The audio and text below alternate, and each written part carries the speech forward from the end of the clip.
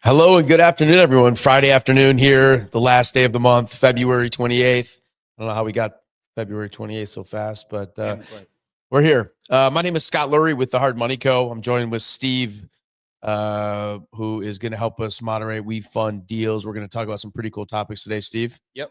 Morning. Morning. Well, afternoon. Come on. Sorry. Unless you're in California.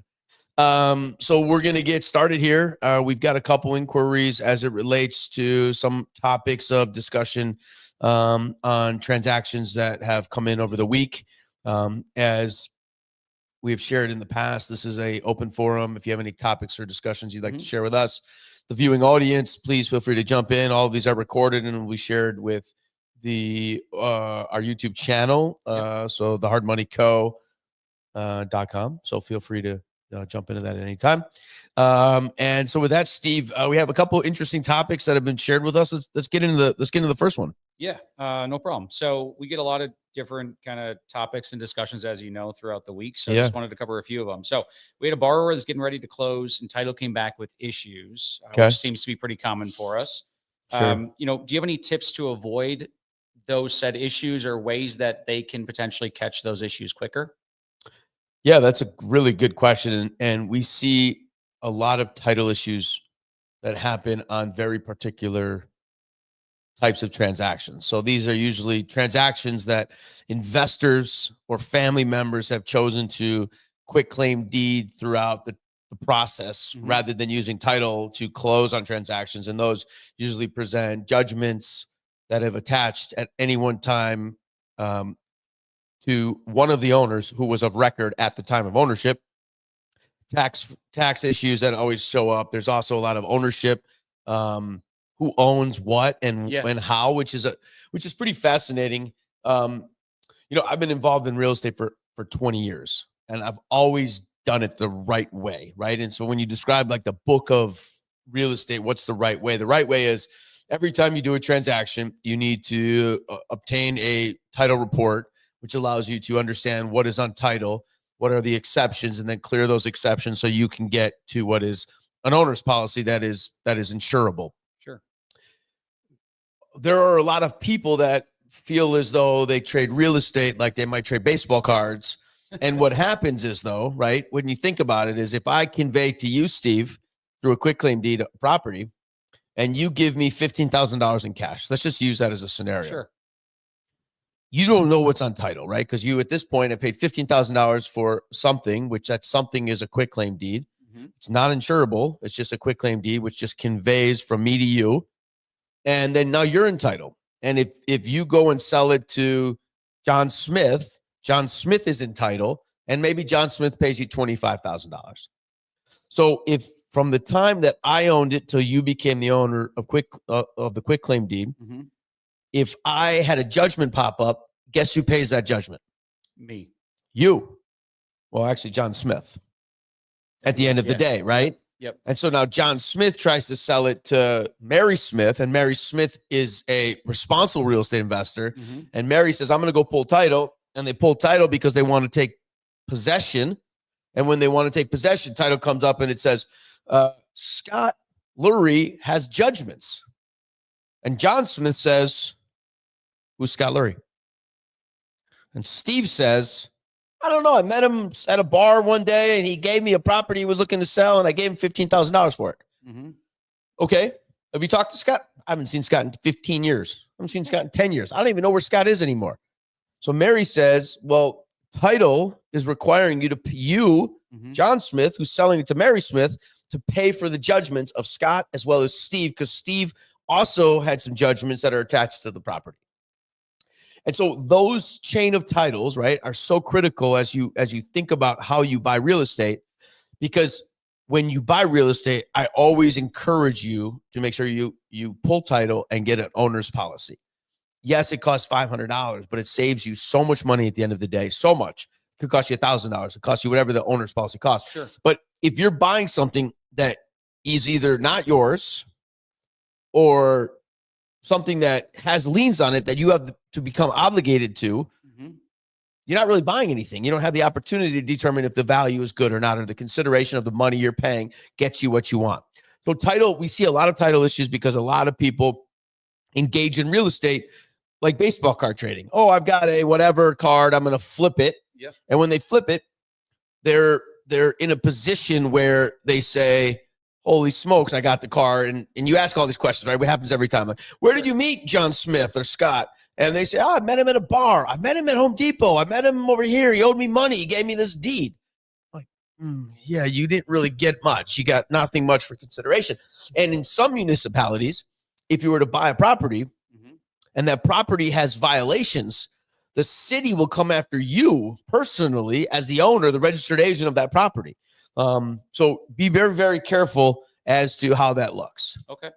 And then any tips, I know obviously ordering the title policy, right? Doing all of that, but is there anything, that they can do, I guess, to catch it earlier besides order title as soon as humanly possible? Yeah. So there's a couple things. There's something called a letter report, which is a quick and dirty title report, right? It's done, it's produced digitally, not with a full search of the 40-year search, and it's not a detailed search, but it's a search nonetheless.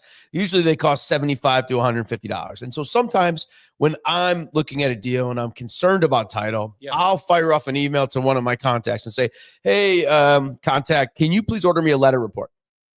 And the letter report simply tells you who's the owner, what liens and judgments are out there, and is title going to be an issue? And you can get a quick and dirty through a letter report. And I don't encourage it on every property because it's a waste of money. Sure. But when your radar's up high, then you might want to look into that and say, hey, how do I pull this letter report? It's easy, $75, create the relationship. Okay, fantastic. All right. The next question we got is somebody had just inquired about doing new construction. New construction. And, what would we look for in order to, lend on a new construction deal? Yeah, new construction is not for the faint of heart. So first thing we look for is experience. Okay, so have you done this before? So experienced home builders view home building as a widget maker, right? They're putting widgets together to make this house that they're going to go sell. When you get somebody who's a part-time home builder who also drives truck or does something else, the success rate is extremely low. Sure. And so we look at experience, we look at how detailed your plans are, we look at how detailed your time frame is. Time is money. And we translate that all through the entire process of how do you execute on the business plan of building this house? So most home builders, if you go to a home builder, a true home building company, will tell you from start to finish, they're going to be 4 months. They're going to be 5 months. They're going to be 8 months. It depends on if it's a 2,000 square foot house or a 4,000 square foot house, but they can give you really detailed answers. An inexperienced home builder, due to their lack of experience, will not be able to give you that information. And you usually end up in a situation where we're either requiring a significant amount of money down or more collateral, extra collateral. So home building, we do lend on to home builders. But when you are a home builder, it's a profession, not a hobby. Totally understood. That makes sense. Okay, great.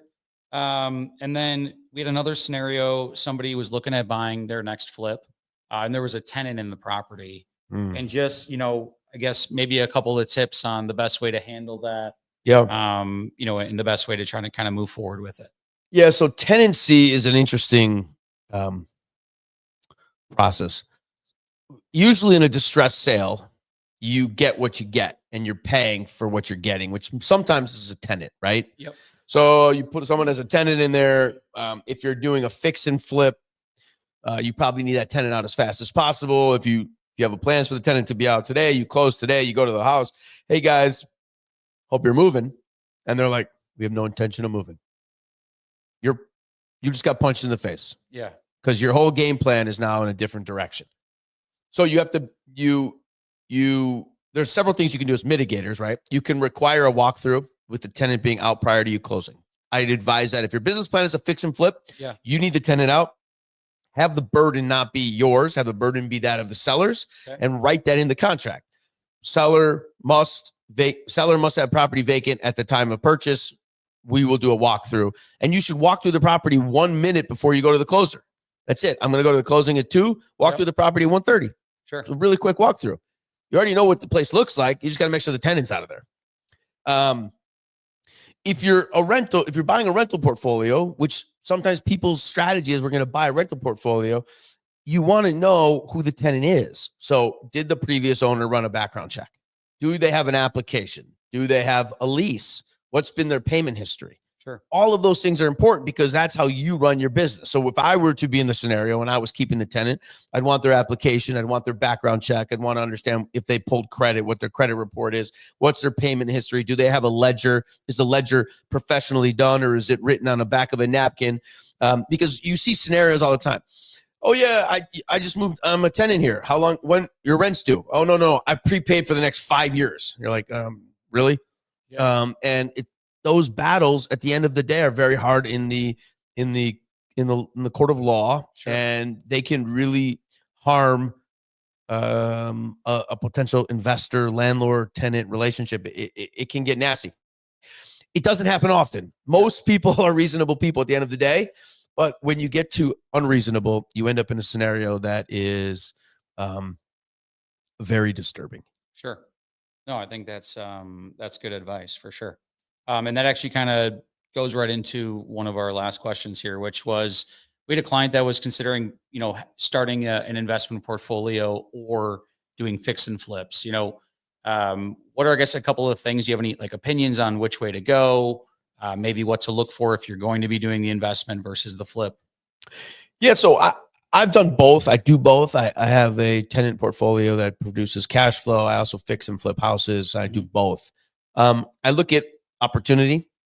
I also look at how much is on my plate, right? So sometimes a tenant deal with a troubled tenant, it's going to take a lot more energy and a lot of drama, a lot of nonsense, a lot of courts, a lot of bills.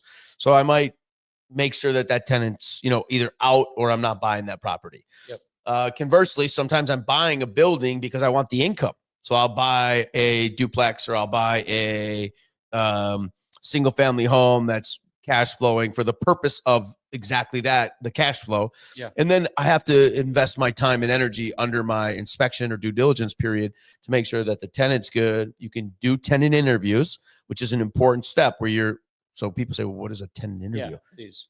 Hi, Steve. My name is Scott. Tell me about yourself. Well, my name is Steve. I live in this house. I've lived here for 2 years. How's the property? No issues. Everything's great. Okay, that's great to hear. Yeah. Or if the tenant says, man, this place is falling apart. I'm the sewers back up every day. The water pressure's low. The roof leaks. The foundation leaks. You're like, holy hell. I'm sorry to hear that. Well, so how are you as a tenant? Well, I'm good. I'm frustrated. My tenancy sucks here because landlord won't fix anything. And I've got all these problems that he's obviously not disclosed to you as the seller. And you get through that whole process and you're like, wow, what do I do now? Right. Sure. So spending the time and the diligence is important. Oh, if it's a duplex, you get along with the upper tenant. No. She or he has problems every night. The police are always here. We've got issues all the time. It's like, okay, be careful what you're buying, right? You're not walking into this beautiful rainbow and crumpet facility. You're running into a problem where you're gonna have to get rid of the tenants. Yep. I just bought a 4-family, and I talked to every one of the tenants. I walked through the property. I got ledgers. I introduced myself. Hi, my name is Scott. I'm buying this property for your rental income. If you do not pay rent, you will be evicted. I had zero problem. I bought the property in November. It's now March. I just sent renewals out for the end of April. I've unfortunately raised the rent materially because they were way under rent. And sure. I'm assuming most of them are going to move out, which is fine because that was the plan. Yeah. Raise rent, drive NOI, drive value. But all the tenants have paid. I've had zero problem. Oh. But I attribute that to the upfront work I did, which is touring the property, making sure that the tenants understand who you are, your relationship. It's okay to tell them, like, I'm looking to buy this place. What do you think of it? Yeah. And they might say, hey, this is a total piece of dump. Or they might say, we love living here. We love the neighborhood. We love the sidewalks. We love how close it is to my favorite restaurant, which is right around the corner. And I only work 3 blocks away, so I walk to work. Sure. So hearing that interview, right, you understood that one of the most important things that caught my attention is that they work. They have income. They're involved in the neighborhood. They're part of the community. They like where they are. So these are all little tips and tips and like tidbits you're learning from them as you're talking to them to make sure that they can do what. I want them to pay rent, and I want to make sure that the place is clean. Yeah. So when I walk in, my initial reaction is the place clean? How's the basement? Is it full of garbage? Is there the smell? Is it all of these stuff you probably do, like, I don't know if you want to call it like your first date. It's like, oh yeah, we're dating you, right? Yeah. Well, we're really dating your carpet. We're dating the kitchen sink. We want to make sure you're not like piling dishes up and your trash is out, and you know, like you got decent hygiene, and that's what we're looking for overall. And as a landlord, for me, that's huge. You're going to take care of my home, my property. I own the property. You're just living in it, and while you're living in it, you're doing one thing. You're going to be paying our mortgage. So thank you. Yeah. And we got to have a very good relationship. If you need something, I'm here for you. And when I need you to pay rent and be a good tenant, and that's how you get to level. Yeah. The bare baseline. Yeah. And I guess, do you ever change? Like, say you bought that 4-family with the intention on flipping it. Like, do you ever switch back and forth to have something in your portfolio you weren't planning on originally? Yeah. Stuff happens. Sure. You know, I can tell you that I'm buying a building right now in Holt somewhere.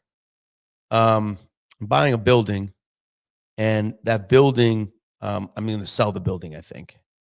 And my portfolio changed because somebody maybe changed paths. Somebody said, I'd like the building. I'd like to do something with it. Or, and so the plan's the plan until you get derailed. Hopefully the derailment is a positive derailment, right? You've got to be positive. I try not to have any negative surprises, right? Like, I walked through this property and, there really isn't a tenant here. It was a made up lease. People do that.